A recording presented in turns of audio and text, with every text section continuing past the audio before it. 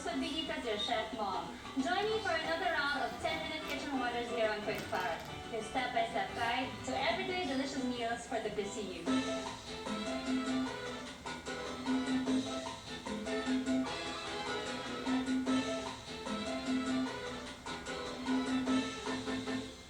And for today, we have as our guest Miss Miriam Kiambao. Hi, Miriam. Hi, Rosebud. Thanks for having me here again. Of course, anytime. What can I do for you?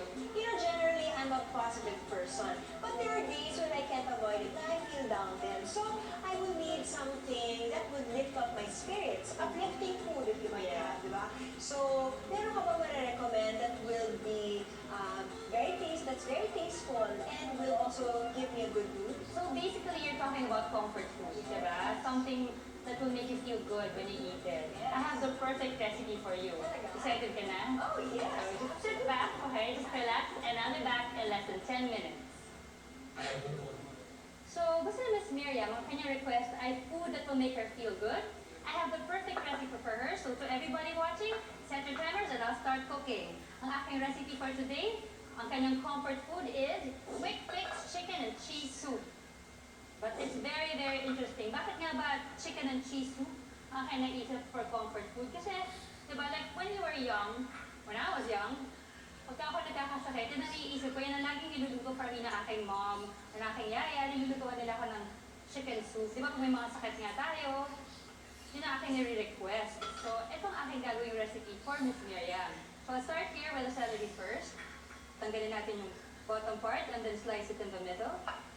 Ito ang gagamitin ko to flavor our soup. Let's chop. Ang celery can be eaten raw. Ito talaga, it's known for flavoring your food. So let's just saute this with butter. Just about half of that. Place it there. Pag sinasabing comfort food, ano nga bang ibig sabihin ito? Kasi ngayon parang marami ng mga restaurants that would say that they serve comfort food. Pero not a lot of people understand what comfort food means. Ako parang I would say that when you say comfort food, parang pag sabi mo comfort food, it's food na parang you can associate with parang to a certain feeling or emotion. While that is cooking, let's peel our onion. Ito, I'm using red onions para mas flavorful. Ayan, I chopped the top and the bottom part at binasa ko rin siya para mas mabilis siyang balatan.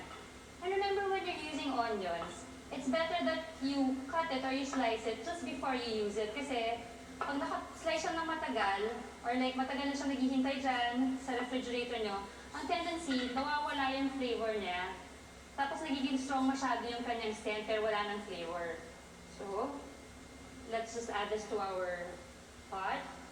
At meron tayo ditong chicken meat from the can. Ito nabibili na to. You can buy the chunks, you can buy flake. And let's cook our chicken together with our celery and our onion. Ayan. Nako, amoy na amoy ko na yung butter kasi yung ginamit ko as fat, yung ginamit ko na panluto. So I am not just getting the fat content, I was also getting yung buttery flavor niya. And if it's not the celery and the onions, nako. So ayan lang muna natin ating manok to stay in the pan, let it cook there. I have here a can of cream of chicken. Ayan. So hindi na natin kailangan pang masyadong maraming pakuluan. We can use this for our soup. Okay na ating chicken, medyo nag-brown na siya. Can now add this one to our pan. One whole can. Ako, talagang creamy and delicious to. Para hindi siya masunog, let's add our water para naman madilute ang ating chicken soup. Okay, let's just put it on high heat and just continue stirring it para lang hindi magbuo-buo yung ating chicken. Okay, lagyan natin ng Worcestershire sauce. Para medyo mas for color and for flavor. Ayan. 2 tablespoons. Let's just stir it para to make sure na lahat ng cream of chicken natin we get to split off from the pan or from our sauce pot. So let's not forget yung mas pampalasa at pampalinamnam ng ating dish. Ang ating Ajinomoto Umami Super Seasoning. Yan. Para mas malasa siya. Yung mga ibang tao, nagtataka sila, ano nga ba yung, how would you describe umami? Kasi parang ano yung umami? It's not sweet, it's not sour. Pero marami yung mga English words na equivalent to umami. So when you say like, it's savory, it's delicious, it's pungent. So parang yun ang ibig sabihin ng umami. Let's just cover this for a while. And let's wait for it to simmer. Mga couple of seconds lang yan while I prepare the rest of the ingredients. Let me get our grater for our cheddar cheese. Let's grate this one. It's sharp cheddar. para mas stronger ang flavor. So we need to grate this. And I will be adding it to the soup later. This will act as a flavoring and also as a thickener for our chicken soup. Okay, so for this recipe, I used cheddar cheese kasi ito naman, it really complements and goes well with the creaminess of our chicken soup. Talagang mas magiging malasa siya, unlike with yung parang if I use other kinds of cheese like parmesan, hindi siya bagay with the soup. So this one, mas madali talaga siyang ibagay or pair with any kind of savory dish. Let's check this. So give it a quick stir. We can now add in our milk, just half a cup. And our cheese. And actually raise the heat a little. Haluin lang natin siya para hindi talaga dumikit sa ating soft spot ang ating soup. Okay, we'll just wait for this to boil and simmer. I will now get our soup bowl and our soup plate. One for me and one for Miss Miriam. Siyempre, I want comfort food rin. Tingnan natin, let's check it. Ayan, okay na to. Let's see. Ayan. This is done, we can now plate it. Ang ganda ng kulay niya. Kulay pa lang, it's very attractive na it's not pale. It's because of the color of our cheese din. Ako, amoy ko na talaga itong soup. Amoy pa lang busog na ako. Let's add more chicken. So, hindi siya ganun ka-creamy.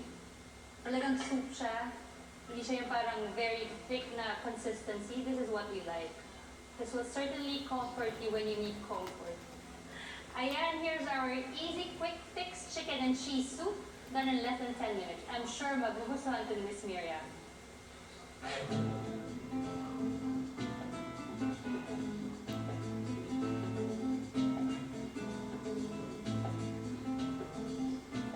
Ayan, nandiyan na yung comfort food ng ating quick fix chicken and cheese soup. Bakit nga ba chicken soup, ano? Sabi ni Jack Canfield, Ah, diba, chicken meron soup for the soul. chicken soup for the soul. Ako kasi like when I was younger, pagka meron akong lagnat, I'd always look for that in chicken soup. My mom would prepare that. Hindi chicken soup, chicken and macaroni soup. Kaya nga siguro. Basta anything with chicken. O sige, titikman ko na tong comfort Try it. food.